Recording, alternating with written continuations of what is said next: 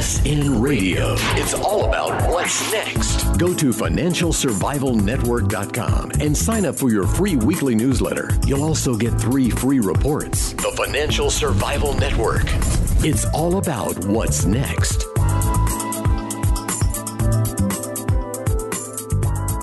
Welcome, and you are listening to and perhaps even watching the Financial Survival Network. I'm Kerry Lutz. Today is August 17th, 2020. Well, we have so much to talk about today. I want to thank all of you for your comments on the YouTube channel. Website is coming up shortly. Updated website. We're in the final throes. On Friday, the transition should take place. Like to know your thoughts about the new site. There's a link on financialsurvivalnetwork.com. You can just click right through to it. Tell us what you think. First update in 10 years, just about. Well, big news here. Big news. First, any questions, comments, and what you think about precious metals, just tell us. KL@kerrylutz.com. Well, John Rubino, dollarcollapse.com with us. John, we're looking at your list of items here, and number one is somebody by the name with the initials WB just bought into Barrick Gold. I'm talking about Warren Buffett. This happened on Friday, late Friday. What would lead the Wizard of Omaha to do such a thing? You know, he's always said that barbarous relic, borrowing from John Maynard Keynes, you spend all this money to dig gold out of the ground, and then you have to dig a hole and put the gold back in the ground and guard it, spend money to guard it. Not a productive asset, but I guess buying a mining stock probably works better for him. Yeah, this is a very big deal. You know, for people who have heard of Warren Buffett but don't know his backstory, he's basically the greatest investor of all time, and by far the most famous investor of all time. And he's always been a critic of gold because, like you said, it doesn't create wealth. It just sits there, which, you know, a gold bug would say he just misunderstands the nature of gold because it's not an investment. It's not something that builds capital. It is capital. It's like it's money, you know, so it competes not with Google stock or Coca-Cola stock, but with the dollars that you would have in your bank account or under your mattress or wherever. And in that sense, it's done brilliantly since, well, forever, but since 1971, when gold was 35 bucks an ounce, it has continued to go up year after year after year, irregularly, but overall, against the dollar. So it's done better as a form of money than has any fiat currency. So it's done its job. And you know, he thinks of it as an investment and dismisses it because it doesn't generate cash flow. And he's been wrong all this time, although he has made a ton of money. So you can't really fault Warren Buffett's ability to make money, whether it's through investing acumen or by gaming the system, which is what he's done lately. But now he's on our side. You know, he went out and bought himself a big position of a big gold miner, which is a big siege. And you know, at the same time, he sold bank stocks. He sold bank stocks in order to shift into gold miners. So that's a really big deal because now, you know, even Warren Buffett gets it. And what he gets is that gold is probably going to go up over time because you wouldn't buy a gold stock if you thought gold was going to go down. So he thinks the world is, you know, in such a way that gold will continue to rise, and that'll make Barrick a better and better investment over time. So it's a big deal. You know, it's one more big name among a lot of big names moving into gold lately. And that won't be the end. You know, pretty soon, most of the mainstream investing community will be picking up on precious metals because, well, let's from here move into another related story that ties into gold's future because food prices are starting to go up. Yeah, commodity price inflation is alive and well. Copper is up, gold and silver, and food. We're seeing pork prices, all these things. Didn't mean to interrupt, but the point is, you know, that I believe copper is up to almost $3 a pound, and not on supply dynamics, it's strictly an inflationary move, in my opinion. I think we're seeing the beginnings of major inflationary move in society, in the economy, in the world. Well, okay, the reason why that this is huge is that we've always been, or at least recently been, an economy with raging inflation, but it's been in stocks and bonds and real estate and things that don't show up in the consumer price index. So that allowed the government to say, oh, we're in a low inflation environment, prices are well behaved, but they were just looking at food and a handful of other things that are considered the cost of living for an individual. But now, if that is going to start going up, in other words, if food is going to go up and some of the other things in the CPI start to go up, then we have inflation as the government defines it, and as the New York Times and CNN will report it. So all of a sudden, you're going to see these headlines about inflation being back, and prices are rising, and the cost of living is going up. And see, the 99% of the population that views that as the only measure of inflation is suddenly going to get spooked, because they've up till now thought inflation was really low. And when the mainstream of society decides that inflation is starting to rise, I mean, that's part of the dollar collapse thesis. When everybody realizes that it's explicit government policy to make the dollar worth less and less year after year, you act accordingly, right? You bail on the dollar and you buy real stuff. And only a tiny part of the population has been doing that so far, because everybody else is looking at the CPI and thinking inflation is really low and there's no real need for something like an inflation hedge. That'll change if the CPI starts going up by 3 or 4 or 5% a year. And food price inflation is an early sign that that might happen. So this is, you combine somebody like Warren Buffett, who's a huge investor and a critic of gold, starting to get into gold, and components of the CPI starting to go up, and you get a really different environment going forward. And that looks like what we've got going now. Yes, it certainly does. I think the worm has turned, John. I mean, in China, the price of pork, now granted, they've got a swine flu epidemic, a whole bunch of things going on, flooding and everything else.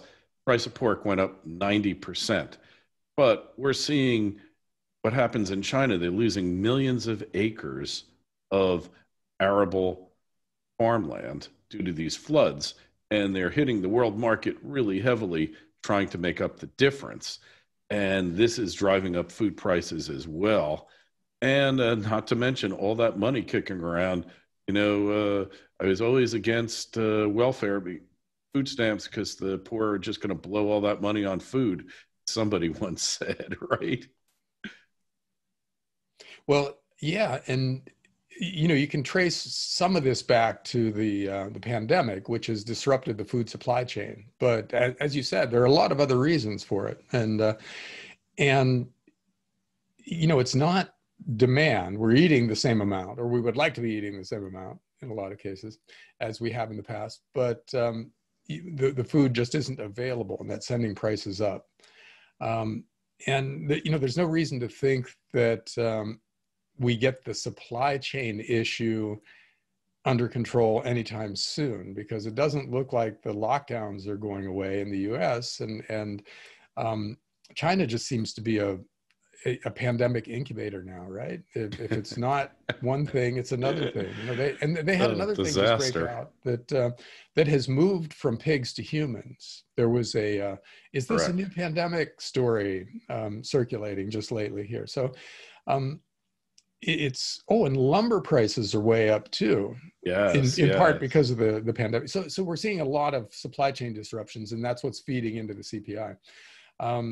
Unless we get our act together right away, which it doesn't look like we're going to, that means prices are going to print higher for at least the next few months, and maybe for another year or two, and that's just a huge deal. I can't overstate the importance of a CPI at 3 or 4%. Meanwhile, the Fed is saying that's what they want. They're saying they will take a higher inflation rate and actively try to engineer it going forward. to make up for the fact that it's been too low for too long, which is astounding. You know, these guys look out into a world of soaring stock prices, soaring bond prices, soaring real estate prices, soaring tuition costs, and soaring healthcare costs, and they're disappointed because prices aren't rising fast enough. It's shocking. You know, it almost feels like a conspiracy because nobody can be that dumb, right? How can a professional economist say things like that? But they're saying it, and if they mean what they're saying, that means they're going to actively try to engineer this higher CPI, which looks like a catastrophe from their point of view, but maybe they see it in the short run. In other words, in electoral terms, as the best thing to do because it helps them win the next election, however they define winning. But yeah, I don't know. It looks like we're seeing some big changes that maybe aren't getting the press they deserve right now, but that will. You know, this stuff is going to be front page news going forward. Oh yes, and it's inevitable. You know, this classic inflationary environment where you actually have productivity, the supply of goods and services going down, at the same time you're getting the supply of money going up, and now the money's been handed out to individuals in the form of tax rebates, in the form of PPP, payroll protection plan payments, SBA payments. And did you see that Trump is even contemplating using FEMA to disperse unemployment benefits for the next stage of stimulus payments? That was a pretty wild thing. Boy, it's like the Democrats are trying to lose this election. You know, you nominate Joe Biden, who a majority of the population thinks is senile. Then instead of cutting some kind of a deal for stimulus relief or for coronavirus relief, so you can take credit for it, you deadlock the talks with Trump and then go on vacation because that's where they are now. And what was the third? And the third was you mismanaged these riots so completely in Democrat-controlled cities. And so you make Trump the voice of reason. And that takes a lot. A guy who's willing to do what it takes to get things done on all these big issues. And so, you know, it's no surprise that in the latest polls, the race is tightening up. Biden had a 10 percentage point lead, and most of that has evaporated or something like that. And why would that be a surprise to anybody? You know, Trump is the guy who's actually doing stuff, and the Democrats aren't, even though they could easily. You know, they could be demanding bigger payouts to people.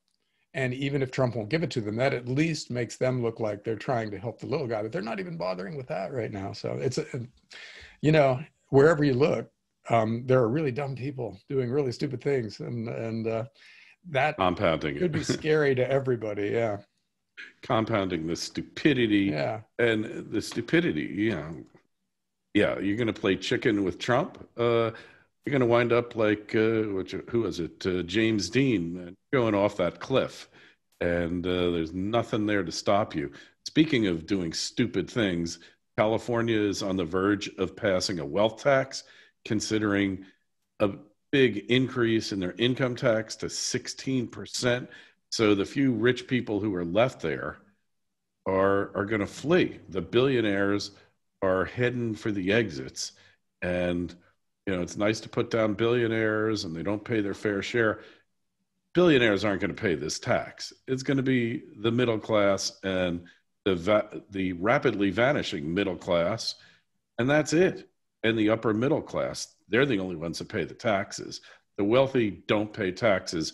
Remember what Leona Helmsley once said to her servant, taxes are for the little people.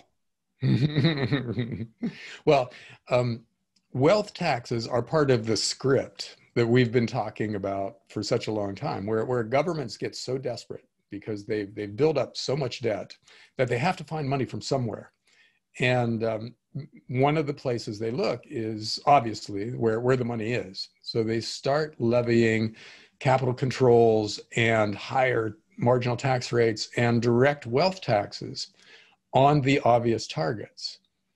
And that never raises as much money as they think it's going to, which leaves them still desperate. So then once they've set the precedent with these things by applying them to rich people, they start moving down the food chain and start trying to apply them to people who think of themselves as middle class. And then the middle class people rebel against that and try to avoid all of those new taxes and fees, et cetera, et cetera. And then they become criminals, of course, because they're violating the law. And the government creates a police force to insist that middle class people. And so that's when you get basically the end of the socialist experiment at that point, because things turn so chaotic. And we are headed that way, you know. And California, as usual, is leading the way. What California does this year, everybody else is at least considering 5 years down the road.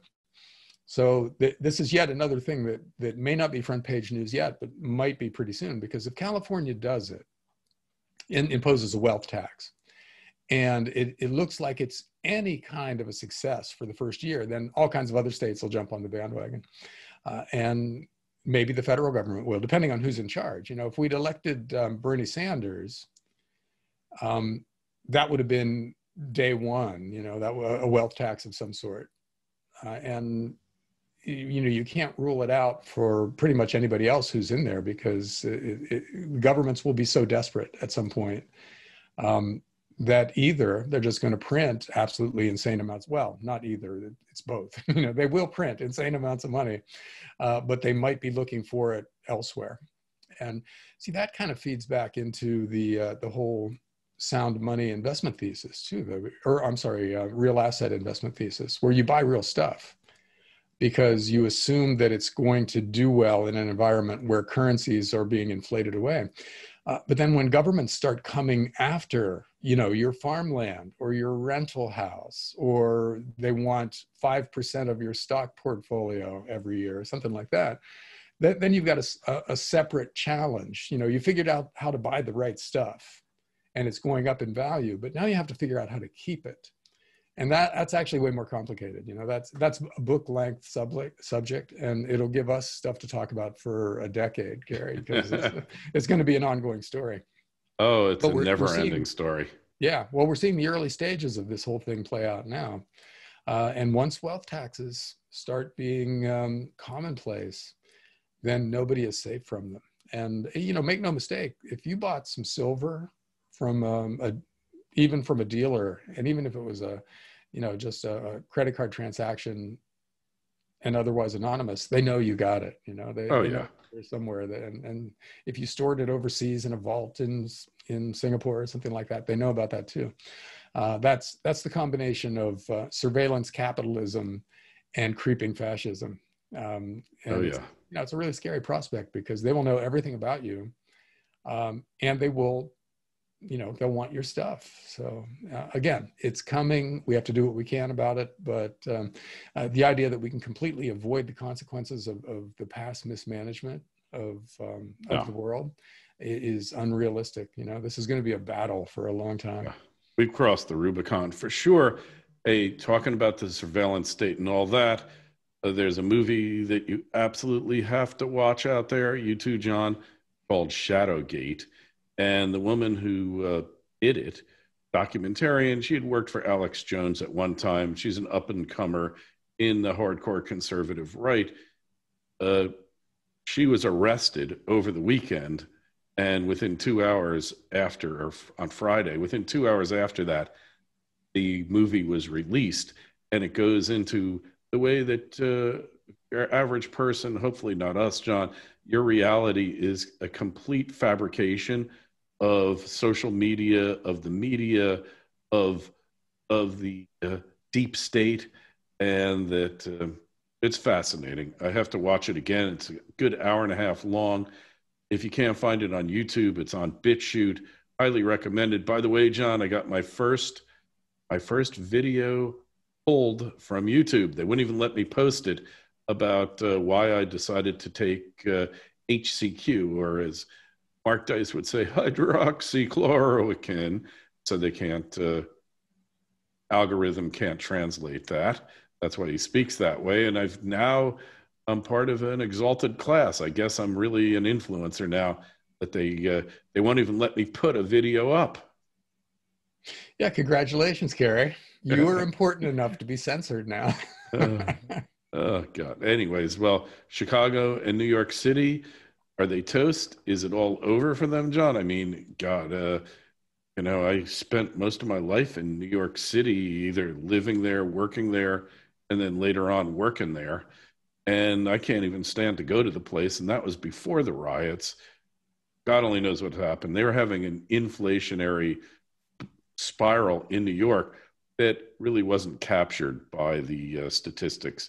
Just to go out, get dinner, or buy anything, because every building is so indebted. And then we have that issue of the Mall of the Americas, the largest mall in the United States and the largest commercial mortgage in the United States.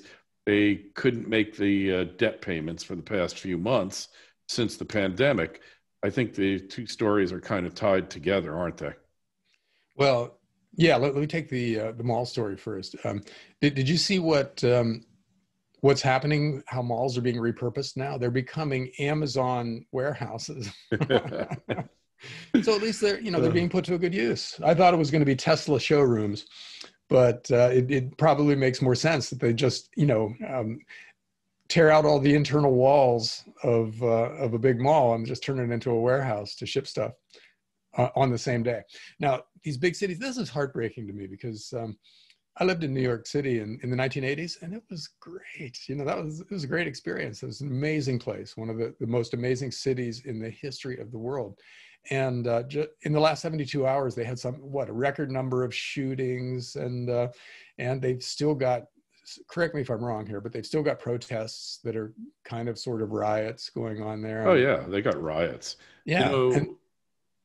So in New York, there's no method for the voters to recall their politicians.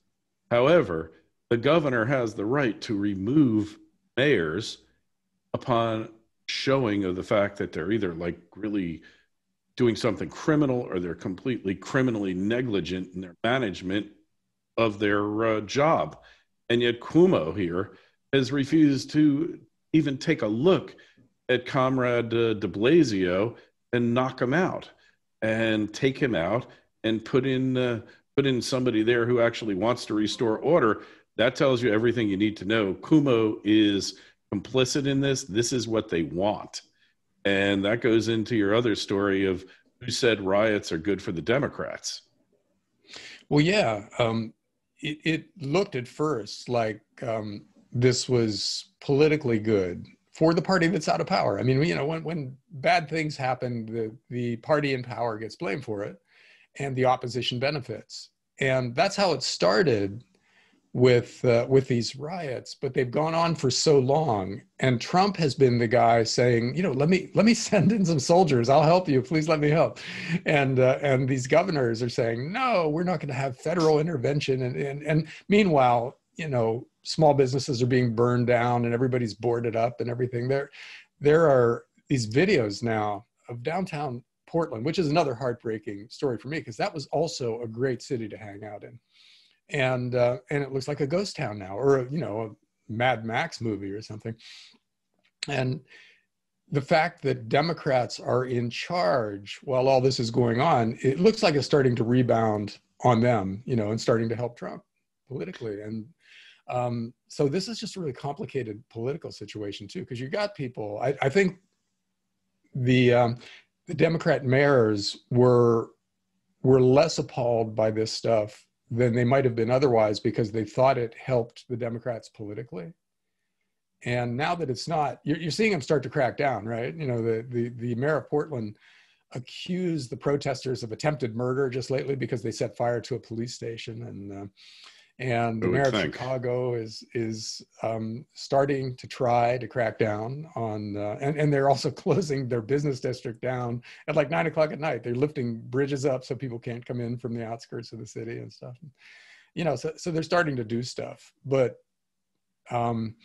for them to really crack down hurts them with their base. So, it's politically, it's an incredibly complicated situation, but it does look like it's breaking Trump's way right now. And that makes the November election even more complicated, because this is super close. And, you know, the mail-in ballot thing doesn't work in a bunch of states, and it takes 3 weeks. You know, we have the potential for chaos that is national when one side feels like it's been cheated and takes to the streets because it's a contested election, and maybe, you know, the lawyers are the ones who actually decided it and stuff like that. And so we could have civil unrest relating to this election that is bigger and nastier than what we've got now. And at the same time, we have inflation. At the same time, the economy isn't growing anymore. You know, the end of this year is potentially really complicated and really scary. And that means next year, when we thought there was going to be a recovery and things were going to get back to normal, it doesn't happen. And that means, you know, and so on. You know, the Fed has to cut interest rates into negative territory. They have to increase the money supply even higher. The government has to run an even bigger deficit. So it's possible that the numbers of 2021 are even scarier than the numbers of 2020, which is just almost pretty scary in their own right. Just crazy. Yeah. Yeah. Well, there is hope on the way, because there is now a sound money caucus in Congress. I don't think they're exactly taking the world by storm, but it is a start. How many guys are in this caucus now, John? A handful. But you know what? Better late than never, because, you know, there should have always been a group of people focused on the monetary system, because that's the, you know, that's the center of the problem. That's the epicenter of the crisis, that we've just been, you know, allowing too much debt to be taken on, and in that way financing too much government spending, and so on and so on. And nobody really stood in the way of that explicitly. You know, Ron Paul with and the Fed was the closest that we got, and he had 0 followers in Congress. So that there are 3 guys now whose main thing is sound money is at least a start, because, you know, they can't stop what's coming. You know, there is going to be a gigantic financial crisis, or historians might say we're already in that financial crisis now. And it's going to lead to some kind of a huge monetary reset. But if we have a coherent voice in Congress that argues for a return to constitutionally defined sound money and constitutionally limited government and individual freedom, then, you know, at least there's a place to look for people who want to join that argument on that side. Because right now it's, you know, there's no place you can go to be surrounded by people who agree with something like that. And if it attracts followers, then that means there's a political market for stuff like that, and you'll get more Congress people coming on board. And maybe when the argument takes place about what to rebuild from the rubble, we'll have a coherent voice in Washington arguing for a return to something that we know will work, you know, that is constitutionally consistent and everything, instead of what we'll have. You know, if it happened today, we would have an argument between big government and all-powerful government. And, you know, there's no winner in that argument, but it's at least conceivable that what's starting in Congress now is the core of an argument that has a chance of winning in the future. I totally agree with you there, John. At least we can maybe have the debate, but I think debating has been canceled out by the cancel culture. You're not allowed to debate. You either agree with us or you're the Antichrist, and there's kind of no middle ground. Anyway, that's going to remain to be seen. So we'll be back next week. Maybe the caucus will catch fire, John, and we'll be really surprised by it. That would be great. Anyways, take a look at dollarcollapse.com. Take a look at financialsurvivalnetwork.com and sign up for our newsletters. John, we will we'll resume next Monday, same time, same channel. Thanks, Kerry. See ya.